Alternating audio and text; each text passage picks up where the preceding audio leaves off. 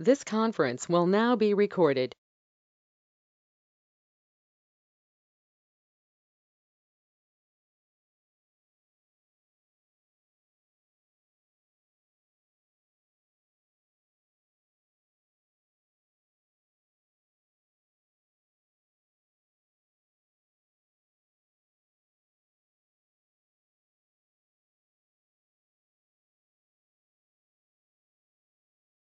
आ रही है।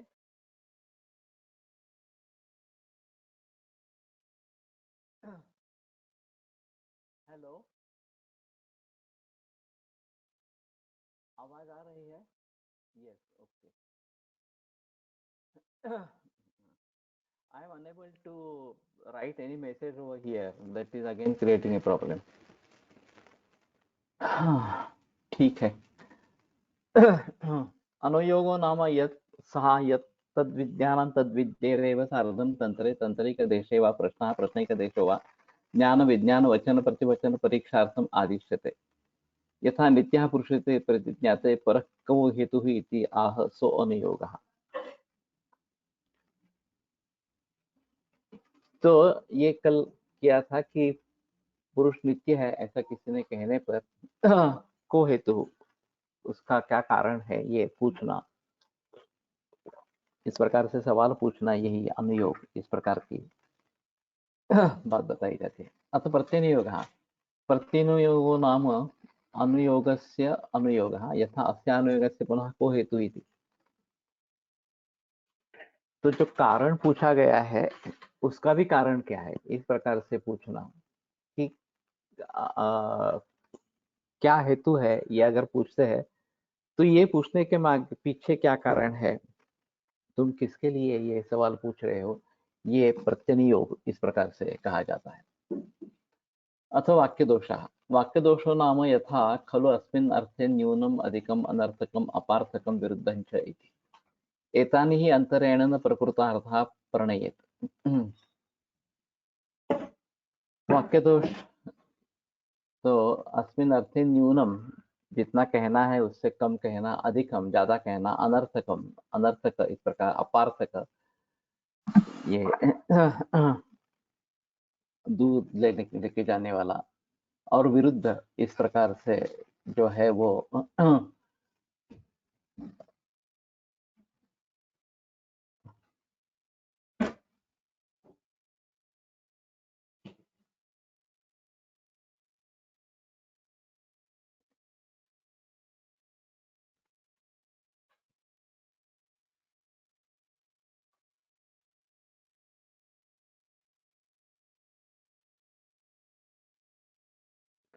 उसके उदाहरण आगे दिए हैं, तो ठीक है।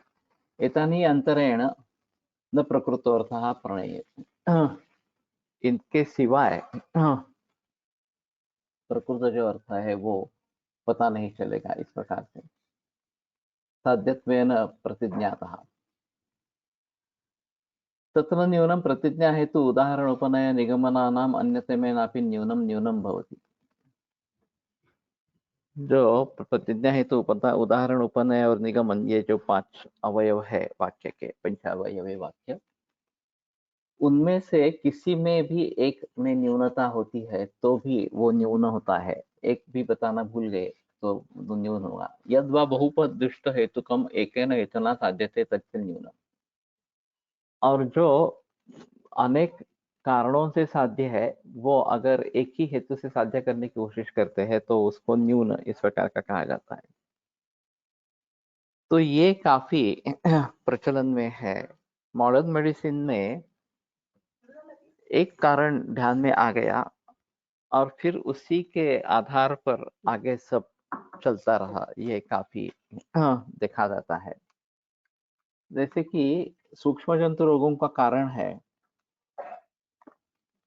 ये कारण ध्यान में आ गया।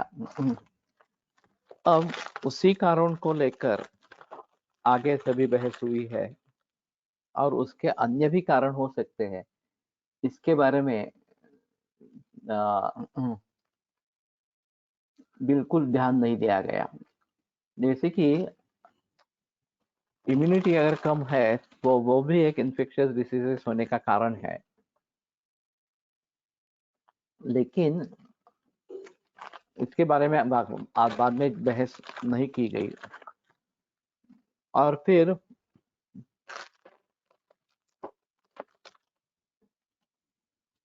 एक सिर्फ माइक्रो ऑर्गेनिज्म के लेकर बहुत सारे बहस इसमें हो गई इस प्रकार से। तो ये न्यून नाम का दोष है, वाक्य दोष है, और फिर उसमें सुधार लाना बहुत जरूरी है। तो बहुकारण योगजन्य जो भाव है उसमें केवल एक हेतु बताना ये गलत इस प्रकार का रहेगा। अथ अधिकम अधिकम नाम यद न्यून विपरीतम यद्वा आयुर्वेदे भाष्यमाणे बार्हस्पत्यम औषधसम अन्यद्वा यत्किंचित् अप्रतिसंबद्धार्थम उच्यते। तो अधिक इसका मतलब है कि जो बताना है उसके अलग, जिसका कोई संबंध नहीं है, वो भी उसके साथ में बताना आरंभ कर देना इस प्रकार से। अगर संबंधार्थक है तो भी ठीक है, लेकिन असंबद्धार्थक इस प्रकार का है तो बार्हस्पत्य औषध अथवा दूसरा कुछ कोई इस प्रकार का जिसका संबंध नहीं है कोई, यद्वा संबद्धार्थम अभी द्विहि अभिधीयते तत्पुनरुक्त दोषत्वात् अधिकम। संबद्धार्थ होकर भी अगर बार बार वो कहते हैं, पुनरुक्त हो जाता है, तो भी वो अधिक कहा जाता है। तो इसमें ध्यान देना जरूरी है कि असंबद्धार्थ का इस प्रकार का कुछ भी नहीं बताना है, और संबद्धार्थ है वो भी पुनरुक्त नहीं करना है। मैंने अभी वेदस से कहा, गुरुकुल में कुछ अध्यापक इस प्रकार के रहे हैं जो पाठ्य विषय कौन सा भी हो उनको जो केसेस मालूम है उनके, उसी के बारे में बहस करते रहते हैं, चाहे उसका पाठ्य विषय से कोई संबंध हो न हो, मुझे ये केसेस बतानी ही है, इस प्रकार से करके पढ़ाने के लिए आते हैं। तो ये बड़ा अजीब माहौल इस प्रकार का है। कुछ लोग ऐसे भी है कि जो बरसों बरसों तक वही पाठ्यक्रम सिखाते रहते हैं। दूसरा अगर पाठ्यक्रम सिखाना है तो उसके लिए तैयारी करनी पड़ती है और फिर वो नहीं करना चाहते। तो इसलिए जो बरसों से उस पाठ्यक्रम के दिन जो होंगे उस दिन के लिए गुरुकुल में जाएंगे और पढ़ा के वापस आएंगे। मैं करता हूँ, मैं मेरे दृष्टि से, प्रैक्टिस की दृष्टि से कौन से दिन अच्छे हैं ये देख लेता हूँ कि कम से कम प्रैक्टिस का नुकसान हो इस प्रकार से, और फिर उस दिन में जो भी पाठ्यांश होगा तो पढ़ाना है। वैसे में तैयारी करके नहीं जाता, ये एक अलग बात है लेकिन कम से कम एक बार थोड़ी ऊपर ऊपर नजर तो डालनी पड़ती है, और कहीं टीका की सहायता लेना है तो एक बार देखना पड़ता है इस प्रकार से। तो कहने का तात्पर्य अर्थ ये है कि नहीं तो हम न्यूनार्थ या अधिकार्थ इस प्रकार से बताते रहेंगे, और वो अच्छा नहीं है, वाक्य दोष में कहा गया है। कोल्हटकर सर की खासियत थी कि कोल्हटकर सर किस पाठशाला में पढ़ा रहे हैं, किस प्रकार के छात्र है, ये देखकर क्या बताना जरूरी है ये तय कर लेते थे पहले से ही, और फिर उसी प्रकार से वो बताते थे। गानू सर तो इसमें और भी परफेक्ट समय में ये बताते थे कि 1 घंटा है, अब पौना घंटा है, आधा घंटा है, तो उसमें क्या क्या बता सकते हैं, ऐसा सोच समझ कर बराबर उतना वितरित करते थे। तो ये एक अलग कला है इस प्रकार के अध्यापन की और दूसरे भी अध्यापक ऐसे हैं, गुरुकुल में भी हमने देखे हैं कि जो निर्धारित उनका पाठ्यक्रम कभी भी पूरा नहीं होता, और फिर रात में ज्यादा देर देखेंगे, सुबह जल्दी उठकर फिर से करेंगे वगैरह वगैरह, इस प्रकार से होंगे, और बाकी उनके सहयोगी अध्यापक जो होंगे उनके लिए समय ही नहीं रहेगा वगैरह वगैरह इस प्रकार से। तो ये बातें नहीं होनी चाहिए। एक अनुशासन होता है गुरुकुल में, और ये इतना निर्धारित विषय है, इतने समय में पूरा करना है और फिर भी उसको न्याय देना है और उदाहरण भी बताने हैं वगैरह वगैरह, ये सभी करना है। तो शुरू से अगर हम उसके बारे में सजग हो कि क्या बताना है, क्या नहीं बताना है वगैरह इस प्रकार से, तो ज़्यादा अच्छा इस प्रकार का रहेगा। तो अधिक या न्यून इस प्रकार का नहीं इस प्रकार रहेगा। तच्च पुनरुक्तम द्वैविधम, अर्थ पुनरुक्तम, शब्द पुनरुक्तम च। ये दो प्रकार का अर्थ पुनरुक्त और शब्द पुनरुक्त। अर्थ पुनरुक्तम यथा भेषजम औषधम साधनम इति। तो ये सभी पर्याय शब्द है, भेषज औषध साधन इस प्रकार से। शब्द पुनरुक्तम पुनः भेषजम भेषजम इति। वही शब्द को, उसी शब्द को दोहराते हैं, तो ये शब्द पुनरुक्त इस प्रकार का हो जाएगा। अथ अनर्थकम, अनर्थकम नाम यद वचनम अक्षर ग्राम मात्रमेव स्यात् पंचवर्गवन न च अर्थतो गृह्यते। कि केवल वर्णों का समूह, अक्षर ग्राम मात्र, पंचवर्ग कचट तप यरल वश वगैरह वगैरह इस प्रकार से न च अर्थता गृह्यते, उसका अर्थ कुछ नहीं लिया जाता इस प्रकार से।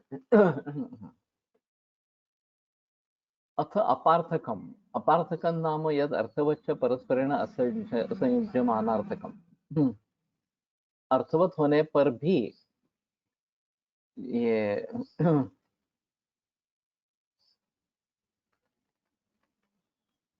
परस्परेण असंयुज्यमान मानार्थकम, वाक्य रूपतया अर्था प्रत्यायकम, चक्रादय शब्द क्रिया विना न वाक्य रूपार्थाभिधायिका इत्यर्थ। में कुछ पाठभेद भी नहीं है।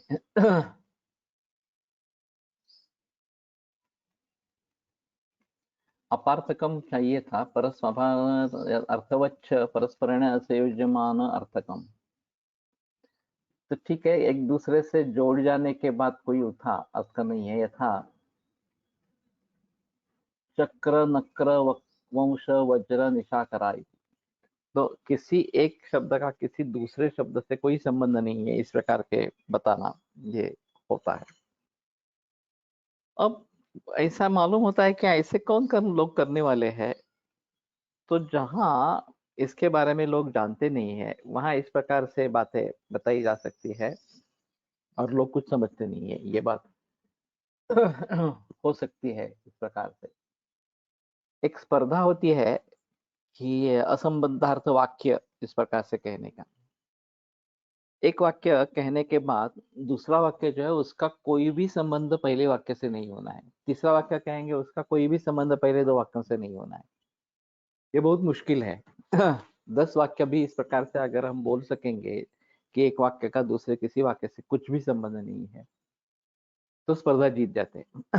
लेकिन ये काफी मुश्किल है। हम जो सोचते रहते हैं वो अनुषंग रूप से सोचते रहते हैं, क्या बोला है उसके आगे क्या बोलना है, इसी प्रकार से विचार करके हम बोलते रहते हैं। तो ये अपार्थक इस प्रकार का होगा। अथ विरुद्धम, विरुद्धम नाम यह दृष्टांत विरुद्ध सिद्धांत, दृष्टांत सिद्धांत समयेर विरुद्धम, तत्र पूर्वम दृष्टांत सिद्धांत उक्तो समयः पुनः त्रिधा भवति। दृष्टांत सिद्धांत बता के गए, तो पहले दृष्टांत और सिद्धांत बताया गया है, अब ये सिद्धांत विरुद्ध कहते हैं। समय विरुद्ध, समयः पुनः त्रिधा भवति, यथा आयुर्वेदिकसमयः, याज्ञिकसमयः, मोक्षशास्त्रिकसमयश्च इति। तत्र आयुर्वेदिकसमयः चतुष्पादं भेषजमिति, याज्ञिकसमयः आलभ्यः यजमानैः पशवः इति, मोक्षशास्त्रिकसमयः सर्वभूतेषु अहिंसा इति। तत्र स्वसमयम् असमयविपरीतम् उच्यमानं विरुद्धं भवति इति वाक्यदोषः। तो किस विषय के बारे में बहस चल रही है? तो आयुर्वेद के बारे में इस समय चल रहा है, तो चतुष्पादम भेषजम, इसमें चतुष्पाद का मतलब पशु नहीं है, ये औषध के या चिकित्सा के 4 पाद इस प्रकार के हैं। याज्ञिक समय अलभ्या यजमाने ही पशवा, याज्ञिक बात कर रहे हैं तो यजमानों को पशुओं को इस प्रकार के बांध के रखना है। मोक्ष शास्त्र का समय है सर्वभूतेषु अहिंसा इति। और मोक्ष शास्त्र के बारे में बात कर रहे हैं तो सर्वभूतों भूत मात्रों के लिए अहिंसा इस प्रकार की होनी चाहिए। तत्र स्वसमय विपरीतम उच्यमानं विरुद्धम भवति। उसके विपरीत अगर आप बोलेंगे तो ये समय विरुद्ध इस प्रकार का हो जाता है। ये देखते हैं एक बार। विरुद्धे दृष्टांत विरुद्धम यथा यथा शीतम जलम तापकम तथा ज्वरोपी। जैसे ठंडा पानी ताप निर्माण करने वाला, उष्णता निर्माण करना आता है, उस प्रकार का ज्वर होता है। तो शीत जल से तो संताप नहीं होगा, इसलिए विरुद्ध दृष्टांत विरुद्ध सिद्धांत विरुद्ध यथा वैद्यवृत्तेन वैषज्यम रोगहरम कि औषध रोगहर नहीं है। ये जो आत्रेय मैत्रेय संवाद आया है सूत्र स्थान 9वें अध्याय में, 9वें या 10वें अध्याय में होगा शायद, कि औषध देने से भी ठीक होते हैं, न देने से भी ठीक होते हैं, औषध देने से भी बिगड़ते हैं, न देने से भी बिगड़ते हैं। तो तस्मात् भेषजम अभेषजेन अविशिष्टम। इसलिए भेषज है, ये अभेषज से अविशिष्ट नहीं है, तो सामान्य दोनों एक जैसे ही है। इस प्रकार मैत्रेय आत्रेय को कहते हैं और फिर आत्रेय उसका जवाब देते हैं और उसका अंतिम स्वरूप तस्मात् भेषजम अभेषजेन अविशिष्टम ये सिद्धांत के रूप में प्रस्थापित किया गया है। तो कहने का तात्पर्य अर्थ है कि नश भेषज साध्यानाम अंतरेण भेषजम सिद्धिरस्ति। भेषज साध्य अगर व्याधि है तो औषध के बिना उसकी सिद्धि नहीं होगी। और रोगापंक विमग्नानाम हस्तालंबो विषग्रितम। रोगातंक विमग्नानाम, जो रोग रूपी पंख में फंस गए हैं, उनको हस्तालंबो विषग्रितम, केवल हाथ देंगे तो भी वो वैद्य का कर्तव्य होता है, उसी के द्वारा उसको जीत लेते हैं, रोग जीत लेते हैं। तो दृष्टांत विरुद्ध और सिद्धांत विरुद्ध इस प्रकार के उदाहरण पीछे जो बताए गए हैं वो उन्होंने कहा थे। और फिर ये समय विरुद्ध जो है, जिस शास्त्र की चर्चा की जा रही है उसी शास्त्र के अनुसार बोलना उचित इस प्रकार का रहेगा। अथवा वाक्य प्रशंसा। वाक्य प्रशंसा नाम यथा खलु अस्मिन् अर्थे तु अन्यूनम अनधिकम अर्थवत अनुपार्थकम अविरुद्धम अधिगत पदार्थं च इति तद्वाक्यम अननुयोज्यम इति प्रशस्यते। तो जिसमें न्यून भी नहीं है अर्थ के बारे में, अधिक भी नहीं है, अर्थवत है, अनपार्थक अपार्थक नहीं है, अविरुद्ध है, विरुद्ध नहीं है, अधिगत पदार्थं च इति। और पदार्थ के बारे में ज्ञान हो जाता है इसके, तत्वाक्यम अननुयोज्यम इति प्रशस्यते। उसके बारे में कोई संदेह ही नहीं होता, तो उसके बारे में कोई सवाल पूछा ही नहीं जा सकता, बस कह दी बात और मान्य हो गई, समझ गए लोग। इस प्रकार से ये वाक्य प्रशंसनीय इस प्रकार का है। तो उसको भली भांति समझ लेना जरूरी होगा और उसी प्रकार के वाक्यों को बोलना ये आवश्यक होगा। अथ छलम। छलम नाम परिशठम अर्थाभासनम अनर्थकम वाग्वस्तु मात्रमेव तद विविधम वाक्चलम सामान्य चलंच। तो परिशठम अर्थाभासन अनर्थकम, परिशठ का क्या मतलब बताया दिखते हैं, वंचना प्रवृत्तम तो दूसरों को ठगाने के लिए, फंसाने के लिए जो बोला जाता है। अर्थाभासम, वास्तविक अर्थ नहीं होता, अर्थ का आभास होता है। अनर्थकम वाग्वस्तु मात्रमेव, और जिसमें कुछ नहीं है अनर्थक है, केवल कुछ लिखा है, इस प्रकार से। तो कोलटकर सर ने एक अनुभव बताया था। उनके पास एक पेपर, एक ही पेपर था एक्चुअली, कहीं उत्तर प्रदेश से आ गया, संस्कृत व्याकरण का, और वहां पूरी लघु सिद्धांत कौमुदी रखी गई थी व्याकरण के लिए। तो सर ने सोचा कि मैंने तो पूरी लघु सिद्धांत कौमुदी पढ़ी नहीं है, तो मैं कैसे पेपर को देख पाऊंगा। जांच परीक्षा कर पाऊंगा। फिर भी उन्होंने वो पेपर खोला, उत्तर पत्रिका ओपन की, तो पता चला कि किसी भी सवाल का कुछ भी जवाब नहीं दिया है, पूरी उत्तर पत्रिका खाली है। कुछ भी लिखा नहीं था। तो बात आसान हो गई, तो फिर कर दिया। कई बार ऐसा भी होता है कि कुछ भी लिख देते हैं जिसका कोई संबंध नहीं रहता, तो उसमें भी बात आसान हो जाती है मार्क देने के बारे में, गुण देने के बारे में। तो एक बार देख लेना चाहिए कि क्या लिखा है इस प्रकार से, और फिर अच्छे ढंग से लिखा है तो शायद किसी की सहायता लेनी पड़ेगी इस प्रकार के बारे में। तद्विविधं वाक्चलं सामान्यचलं च, तत्र वाक्चलं नाम यथा कश्चित् ब्रूयात् नवतन्त्रोऽयं भिषक्ति, अथ भिषक् ब्रूयात् नाहं नवतन्त्रः एकतन्त्रोऽहमिति, परो ब्रूयात् नाहं ब्रह्ममि नवतन्त्राणि तव इति, अपि तु नवाभ्यस्तं ते तन्त्रमिति, भिषक् ब्रूयात् न मया नवाभ्यस्तं तन्त्रम्, अनेकधा अभ्यस्तं मया तन्त्रमिति।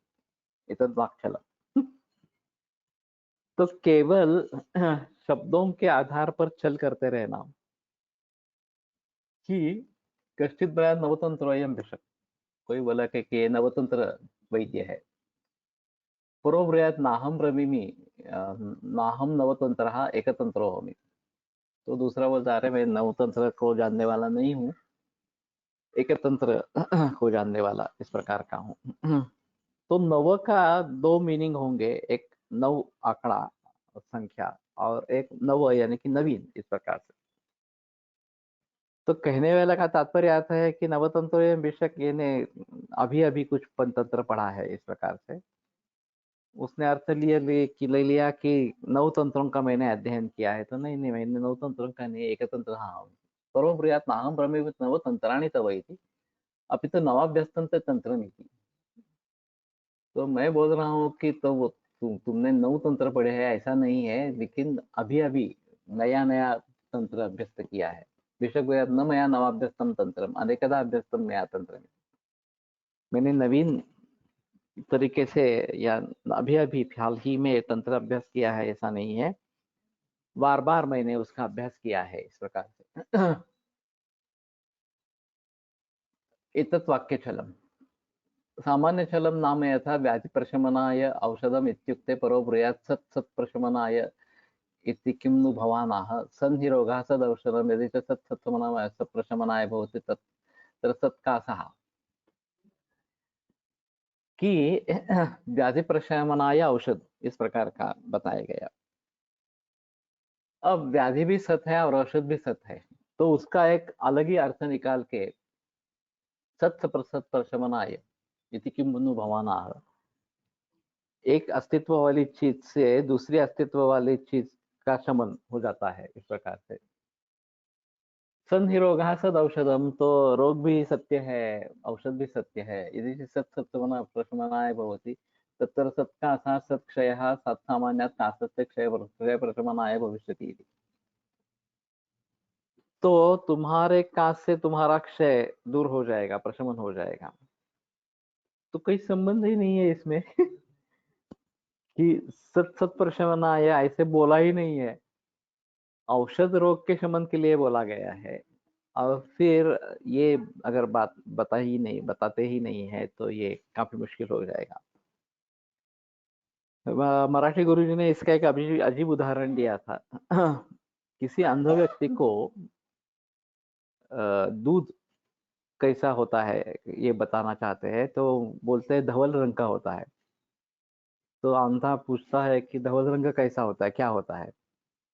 तो बोले धवल रंग मालूम नहीं तुम्हें? वो हंस होता है ना, धवल रंग का होता है। तो बोलता है हाँ ठीक है, हंस तो मुझे मालूम है, लेकिन तो क्या किया गया? तो बोले वो दूध दे रहे थे बच्चे को और वो पी नहीं रहा था। तो बोले हंस कैसे अंदर जाएगा पेट में?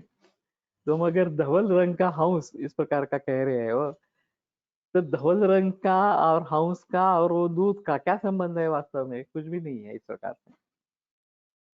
और मराठी गुरुजी खुद अंध थे और फिर भी उन्होंने उदाहरण बताया कि देखो ये इस प्रकार से कहाँ संबंध लेके जाते हैं इस प्रकार से, और फिर बता नहीं पाते। दूसरा एक उदाहरण उन्होंने बहुत ही अजीब बताया था, यम ब्रह्मा वरुणेन्द्र रुद्र मरुतस्तुन्वन्ति दिव्यैस्तवैः, ये श्लोक था।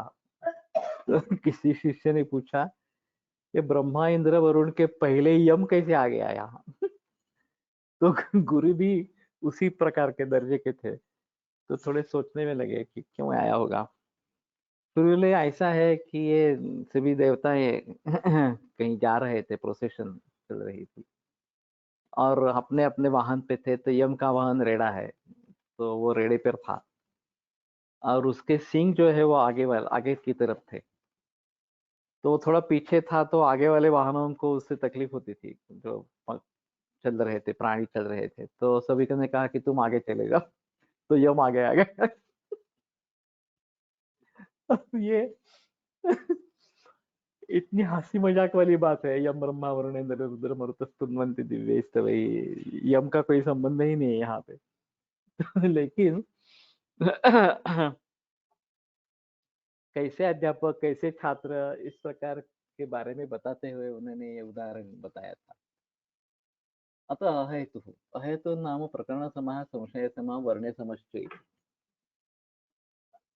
अब हेत्वाभास जो तर्क संग्रह में बताए गए हैं और इसमें काफी अंतर इस प्रकार का है। हाँ, नियम या शब्दाची हे कशी आहे, फोड कशी आहे? नियम असाच शब्द आहे, म्हणजे माहिती नाही त्याचं काय वेगळा असा अर्थ असेल असं काय. यम मध्ये तो य वरती अनुस्वार आहे, यम नाही आहे. हा, त्यामुळे इथं नियम मध्ये पण नियम असंच आहे, त्याचे फोड नाही माहिती मला.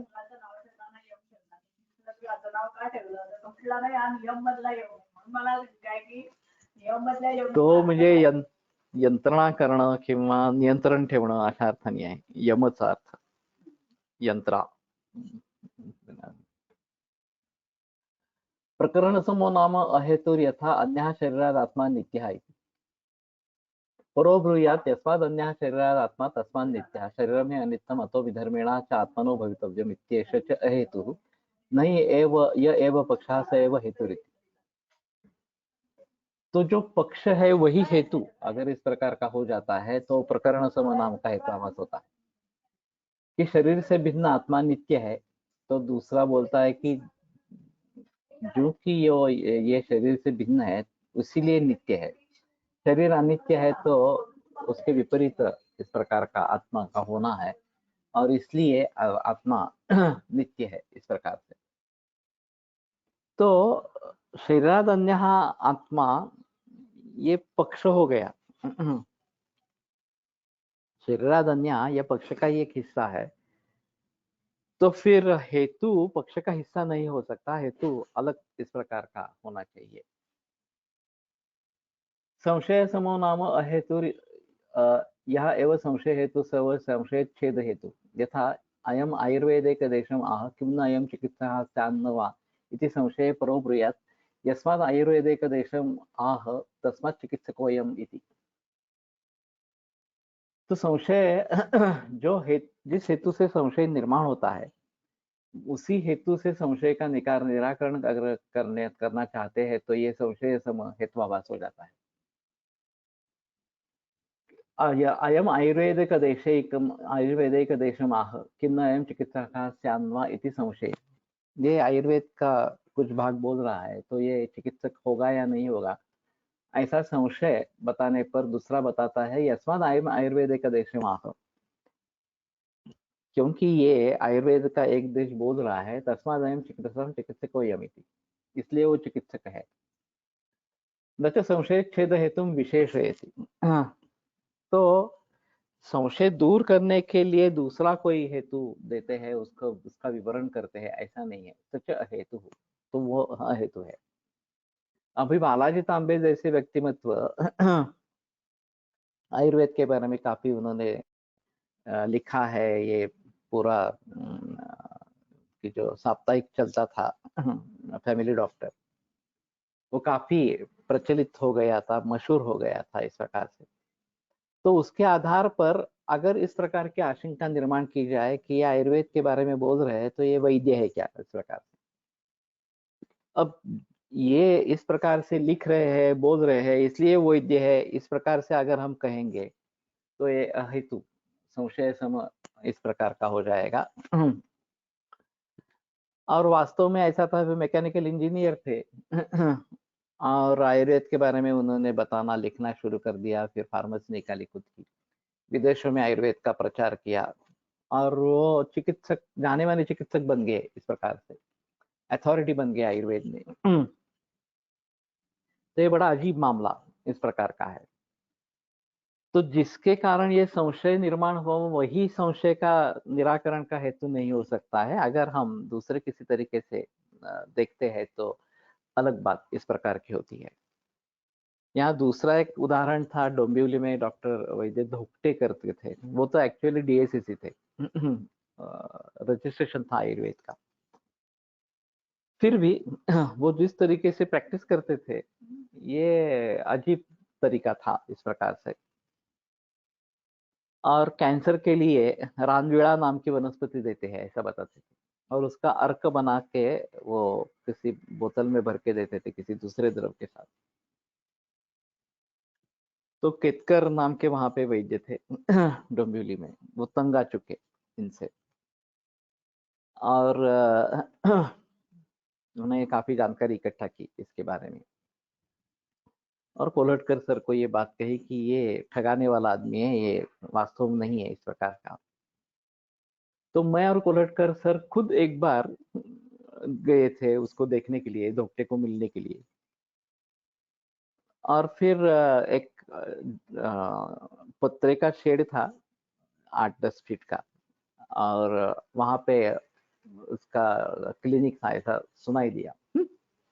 हम देखने के लिए गए, तो बोर्ड वगैरह कुछ नहीं था। तो बगल में पूछताछ की कि यहाँ धोखटे करके वैद्य आते हैं क्या? तो बोले क्या हुआ? तुम्हें भी ठगा दिया क्या?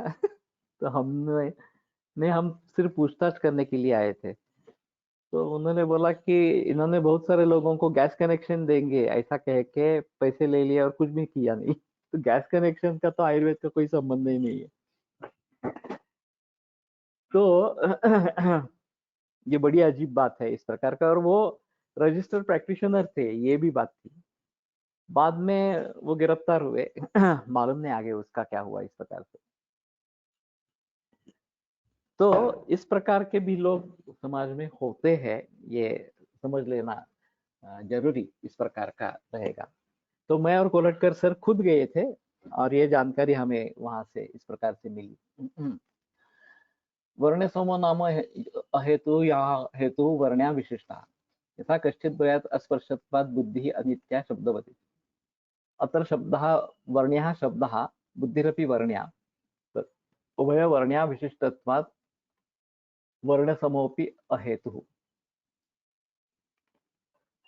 तो अस्पर्शत्वात् बुद्धि अनित्या शब्दवत,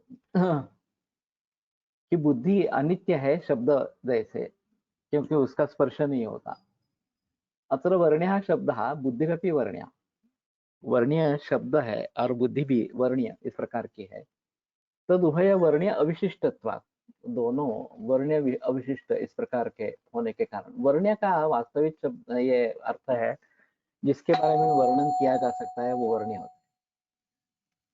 यहाँ पे वर्ण्य का मतलब साध्य इस प्रकार का है।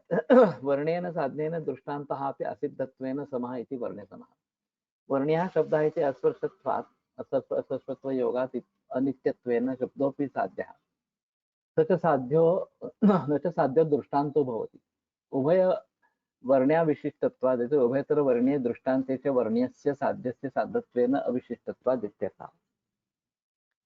अभी शब्द नित्य है या अनित्य है इसके बारे में संशय है, इसके बारे में स्पष्ट रूप से बताया नहीं गया है। तो उसके जरिए बुद्धि भी स्पर्शवान न होने के कारण अनित्य है, यह बताना। मूल रूप से शब्द ही नित्य है या अनित्य है इसके बारे में संदेह है। सत प्रतिपक्ष हेत्वाभास वहां पे होता है। शब्दों नित्य शब्दत्वात् का श्रोत्रत्वात् शब्दत्ववत्, शब्दः नित्यः कार्यत्वात् घटवत्, ये दोनों प्रकार के अनुमान वहां पे हो सकते हैं। तो यस्य साध्याभाव साधकम हेत्वंतरम यस्य विद्यते स सत्प्रतिपक्षा। तो साध्याभाव सिद्ध करने वाला और भी हेतु उसमें रहता है, वो सत्प्रतिपक्ष हेत्वाभास कहा जाता है। तो शब्द का दृष्टांत तो जहाँ यहाँ पे जो दिया है वो भी सिद्ध नहीं है, तो वो सिद्ध नहीं है तो बुद्धि अनित्य है, ये कैसे सिद्ध होगा? ऐसा कहने का मतलब इस प्रकार का है। अथ अतीत कालम, अतीत कालम नाम यत् पूर्वं वाच्यं तत् पश्चात् उच्यते तत् कालातीतत्वात् अग्राह्यं भवति इति। पूर्वं वा निग्रह प्राप्तम् अनिगृह्य परिगृह्य पक्षान्तरितं पक्षान् निगृहीते तस्मात् तत् तस्य अतीतकालत्वात् निग्रहवचनम् असमर्थं भवति। तो पहले जो बोलना चाहिए था वो बाद में अगर इस प्रकार से बोलते हैं, तत्कालातीतत्वात् कालातीतत्वात् अग्राह्यं भवति, तो कालातीत हो जाने के कारण अग्राह्य इस प्रकार का हो जाता है। पूर्वमा निग्रह प्राप्तम अनिगुह्य, पहले निग्रह प्राप्त इस प्रकार का था, उस समय में उसका निग्रह नहीं किया। परिगृह्य पक्षांतरितम पक्षान पश्चान निगृहीते, और दूसरा पक्ष लेकर बाद में उसका निग्रह करता है, तस्य अतीत कालत्वात् निग्रह वचनम असमर्थम भवति। तो अतीत काल होने के कारण ये निग्रह वचन जो है असमर्थ इस प्रकार का हो जाता है। यत् पूर्वं वाचं तत् पश्चात् यथा निगमनम अभिधाय पश्चात् प्रतिज्ञा उच्यते निग्रह प्राप्तम इति निग्रहणीयम ज्ञातम। तो ये जब जो बात कहनी है, जो बात करनी है वो नहीं करना, बाद में करना। शतरंज में इस प्रकार की स्थिति होती है कि कहीं मौका छूट जाता है कि वहां पे उसको पराजित कर सकते थे, लेकिन वो चाल नहीं चली गई और फिर बाद में खुद पराजित हो जाते हैं। ये काफी बार देखा जाता है शतरंज में। दूसरे के खेल का फायदा उठाना, उसके गलतियों का फायदा उठाना, ये एक जय का कारण होता है, और दूसरे से सुपीरियर खेल करना ये भी एक जय का कारण होता है। तो कहाँ कौन सा कार्यगर होगा ये बताना काफी मुश्किल इस प्रकार का होता है। कभी कभी अच्छे अच्छे खिलाड़ी भी भूल करते हैं और फिर उसको नतीजा भुगतना पड़ता है, और कभी कभी बहुत ही सुपर खेल होता है, दूसरे को समझ में ही नहीं आता और फिर जीत लेते हैं। ये इस प्रकार का जीत का कारण बनता है। तो जहां निग्रह स्थान में उसको पकड़ना है वहीं पे कर पकड़ना चाहिए। ये कालातीत वचन का जो बताया, उपनय और निगमन, पहले उपनय और फिर बाद में निगमन, या निगमन के बाद प्रतिज्ञा, ये नहीं होनी है। प्रतिज्ञा पहले बतानी है और अंत में निगमन इस प्रकार का होना चाहिए।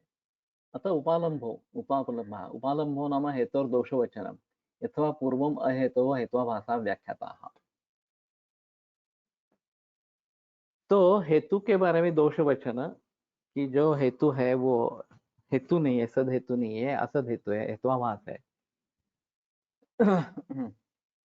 तो हेतुवद आभासन्ते इति हेत्वाभासाः। तो जो अहेतु है, जिसके साथ जरिए आप साध्य सिद्ध करने की कोशिश कर रहे हैं, वही गलत है। ये अगर हम सिद्ध कर देते हैं तो अपने आप जो साध्य है वो सिद्ध नहीं होता है, ये बात सामने आती है। इसमें एक ऐसा होना चाहिए मेरे ख्याल में, पूरी शिक्षा पद्धति में बदलाव आना जरूरी है। प्राचीन काल में भाषा, गणित और तर्कशास्त्र, ये 3 विषय पढ़ाए जाते थे। भाषा एक माध्यम है, सभी ग्रंथ जो लिखे गए हैं वो किसी भाषा में है। संस्कृत भाषा, अगर आयुर्वेद के ग्रंथ सीखना है तो संस्कृत भाषा अनिवार्य है, इस प्रकार की है। हर शास्त्र का एक गणित होता है। तो इनकी जैन देवपाचार्य की किताब है स्टैटिस्टिक्स या मैथमेटिक्स इन आयुर्वेद, इस प्रकार की किताब लिखी है कि कहाँ कहाँ पे कैसे कैसे प्रकार के मैथमेटिक्स है, इस प्रकार से। तो हर शास्त्र में गणित होता है। और तीसरा महत्वपूर्ण मुद्दा जो है वो तर्कशास्त्र होता है। कि लॉजिकल थिंकिंग होना बहुत जरूरी है। हम किसी बहस में आकर कुछ भी अगर करने लगेंगे कुछ भी सोचने लगेंगे, तो हम गलत मार्ग पर जाएँगे। और इसलिए मैं समझता हूँ कि ये तर्कशास्त्र के आधार पर कुछ छोटे-छोटे उदाहरण बताएँगे और समस्याएँ दे देंगे कि इस समस्या का हल करो। और केवल इसी तरीके से पाठ्यक्रम बनाना है। जूनियर केजी से लेकर सभी जो 12वीं कक्षा तक या उसके आगे का भी जो अध्ययन होगा, वो पूरा पहेलियों के स्वरूप में होगा। तो इसमें विचारों को चालना मिलती है और फिर उसमें सिस्टमैटिक विचार करने की, लॉजिकल विचार करने की एक आदत पड़ जाती है। और फिर फँसने के मुद्दे नहीं आते हैं। तो ये इस प्रकार से अगर हम कुछ इंट्रोड्यूस करेंगे, सभी तरीके से तो करना मुश्किल है, लेकिन कुछ तरीके से इसमें इंट्रोड्यूस करेंगे। जैसे इन्होंने विष्णु शर्मा ने पंचतंत्र की रचना की, राजनीति पढ़ाने के लिए और कहानियों के द्वारा इस प्रकार की। मेरा भी एक कहना है कि आयुर्वेद के छात्रों को संस्कृत सिखाना है, तो कथारूप आयुर्वेद होना चाहिए। छोटे-छोटे शब्दों से, छोटे-छोटे वाक्यों में आसानी से छोटे-छोटे समास संधि करके एक कहानी लिखी जाए आयुर्वेद के बारे में। एक नहीं, बहुत सारी कहानियाँ कि इस प्रकार का मरीज़ था, इस प्रकार का डायग्नोसिस किया, यहाँ ऐसा-ऐसा हुआ था और फिर इस प्रकार से मरीज़ ठीक हो गया, वगैरह-वगैरह इस प्रकार से। अष्टांग आयुर्वेद के बारे में, अस्थिभंग के बारे में, विष चिकित्सा के बारे में, वगैरह-वगैरह इस प्रकार से लेकर अभी एक कहानियों की किताब बनती है और उसका उपयोग, कहानी रोचक होती है तो लोगों में दिलचस्पी निर्माण होगी पढ़ने के लिए।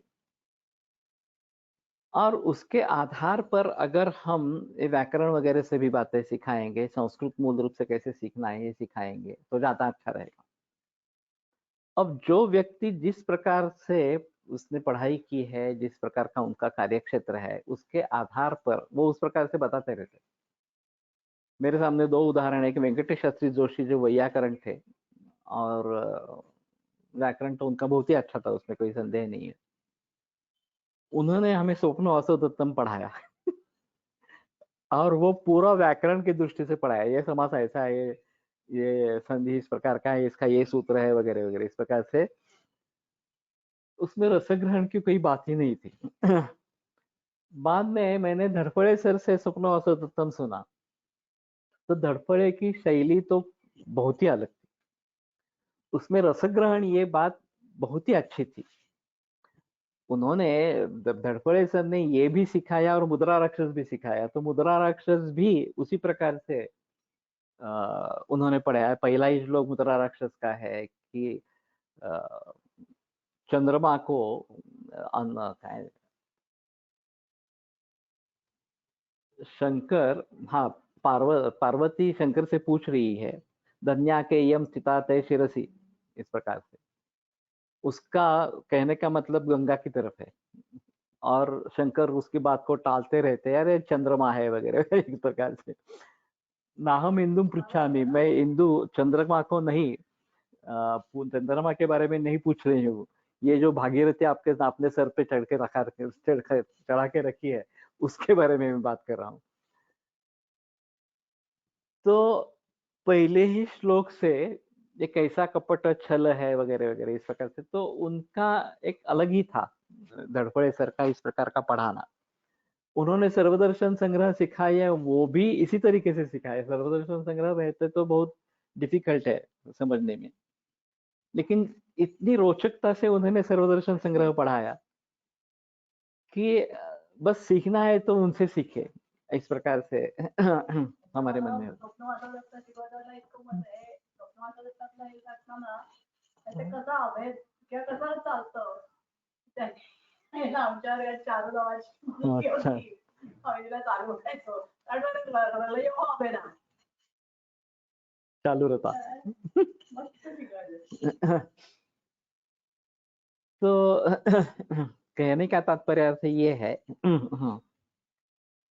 कि हमारा बैकग्राउंड क्या है, ये जो मैं बता रहा हूँ ये एक्चुअली एक अच्छा सुझाव होगा। वैसे हुआ क्या कि हमारे पहले जब मैं संस्कृत पढ़ा रहा था तो उसमें ये पंचतंत्र और रघुवंश इस प्रकार के ग्रंथ थे। नीति शतक था। बाद में इसमें परिवर्तन होके वैदिक सुभाषित साहित्य में आ गया, फिर आयुर्वेदी हितोपदेश आ गया और फिर प्रारंभिक पाणिनियम था, उसके बदले में लघु सिद्धांत कौमुदी आ गई। अब लघु सिद्धांत कौमुदी पूरी लघु सिद्धांत कौमुदी इस प्रकार के बताते थे, तो ये तो मूर्खता है। जिस छात्र ने कुछ भी संस्कृत पढ़ा नहीं है उसको डायरेक्ट लघु सिद्धांत कौमुदी पढ़ाना नामुमकिन है। मैं पहले 3 महीने तो 8वीं 9वीं 10वीं का ही संस्कृत लेता था। आयुर्वेद के में कुछ बोलता ही नहीं था। संस्कृत जो पढ़ाना है देववन माला से लेकर शुरुआत करनी है और फिर 3 महीने के बाद पंचतंत्र आरंभ करना है और फिर बाद में ये वैदिक सुभाषित साहित्य वगैरह वगैरह इस प्रकार के बारे में बोलना है। लेकिन वहां भी हमारा मकसद संस्कृत पढ़ाना नहीं था। वैदिक सुभाषित साहित्यम के जरिए हम काफी केसेस बताते थे हमारे प्रैक्टिस में जो होती थी तो वो रोचक हो जाता था। इस प्रकार का आयुर्वेदिक हितोपदेश के बारे में भी यही बात हो सकती थी। लेकिन फिर भी अगर हम इस प्रकार की नई कहानियां लिख देंगे और उसमें उसके द्वारा सरल सुबोध संस्कृत में पढ़ाने की कोशिश करेंगे तो अच्छा रहेगा। नहीं तो आयुर्वेद सरस्वती हिरलेकर शास्त्री की किताब है, तो उन्होंने इस प्रकार के सूत्रों को इकट्ठा किया है, जैसे रंजित राय देसाई ने किया है उसी प्रकार से सूत्रों को इकट्ठा किया है। लेकिन वो अध्यापक समर्थ होना चाहिए। वास्तव में ऐसा होता है कि संस्कृत पढ़ाने वाले अध्यापक अलग होते हैं, वो एमए संस्कृत करके आते हैं। कुछ कॉलेजेस में अभी ऐसी स्थिति है कि एमए संस्कृत और एमडी आयुर्वेद या बीएमएस आयुर्वेद ऐसे लोग हैं, तो उनके पास ये आ जाता है। हम मैं और कोलटकर सर दोनों इस प्रकार के थे। दोनों को आयुर्वेद में भी डिग्री थी और संस्कृत में भी पदव्युत्तर अध्ययन इस प्रकार का हुआ था। और काफी उसके बाद में प्रमा जोशी, यशस्वी जोशी से लेकर चित्रा बेड़ेकर वगैरह बहुत सारे लोग ऐसे कि जिन्होंने संस्कृत में भी एमए किया है साथ में, और अच्छा खासा नॉलेज है संस्कृत का। ऐसा नहीं है कि ऊपर ऊपर नॉलेज है, इस प्रकार का नहीं है। तो ये लोग आयुर्वेद के ग्रंथों को अच्छे तरीके से पढ़ा सकते हैं, ये बात सही है। लेकिन फिर भी जो पाठ्य विषय है उसमें अगर आयुर्वेद बताने के लिए कुछ नहीं है, रघुवंश पढ़ाते हैं तो रघुवंश ही पढ़ाना है। कालिदास का जो है वाङ्मय वो उसी ढंग से पढ़ाना है, उसमें आयुर्वेद करने के लिए क्या स्कोप है? कुछ स्कोप नहीं रहता। कुमार संभवम भी था, उसमें भी आयुर्वेद के लिए कुछ स्कोप नहीं था इस प्रकार से। तो ये बात ध्यान में रखनी है कि अगर जो हम पढ़ाना चाहते हैं वो हमारे विषय से संबद्ध इस प्रकार का होता है तो ज्यादा अच्छा इस प्रकार का रहेगा। तो ठीक है, उपालंब से निकले, मुझे मालूम नहीं कैसे मैं इस मुद्दे पे आ गया। अतः परिहारो नाम तस्यैव दोषवचनस्य परिहरणं यथा नित्यमात्मनि शरीरस्थे जीवलिंगानि उपलभ्यन्ते तस्य च अपगमान् नोपलभ्यन्ते तस्माद् अन्यः शरीरात् आत्मा नित्यश्च इति। तो शरीरात् अन्यः आत्मा नित्यः शरीरान्यत्वात्, इस प्रकार से।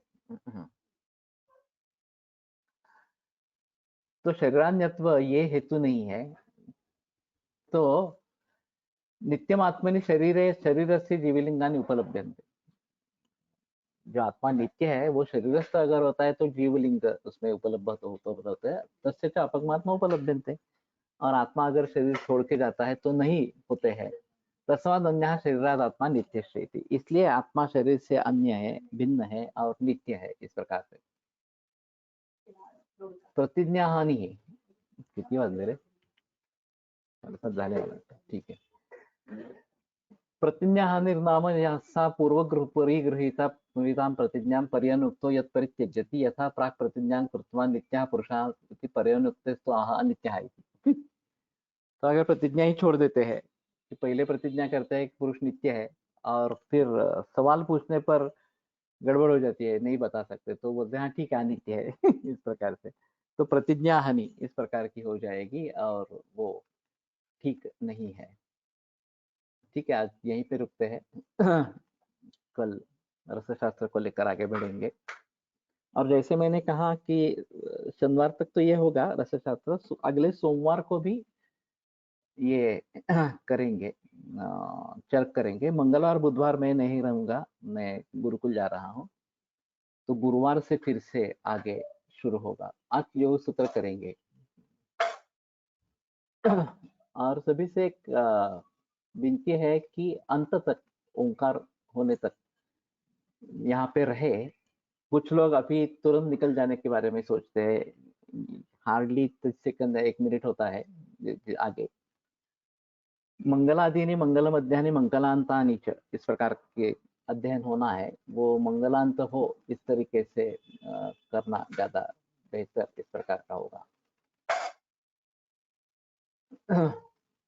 आयुर्वेद प्रकांडो निगदित इह हि शल्यतंत्र प्रधानः शिष्येभ्यः शाश्वतोऽयं निखिल जन कृपा व्याप्त चित्तेन येन आयुर्वेदस्य वाञ्छन् पुनरपि भुवने ताञ्च सुष्ठु प्रतिष्ठां श्रेष्ठं धन्वन्तरिं तं प्रणमति स सदा वैद्यवर्गो हि नूनम्, वैद्यवर्गो ही नूनम। मैं भूल गया, सैटरडे अमावस्या है तो सैटरडे भी नहीं रहेगा, गुरुवार शुक्रवार रहेगा और फिर सोमवार रहेगा।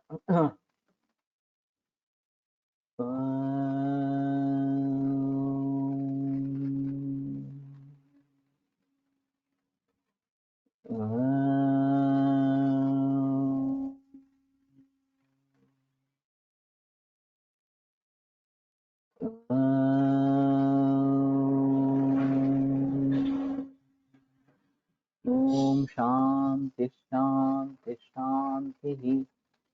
विरम्यते व्याख्यान में अपराध।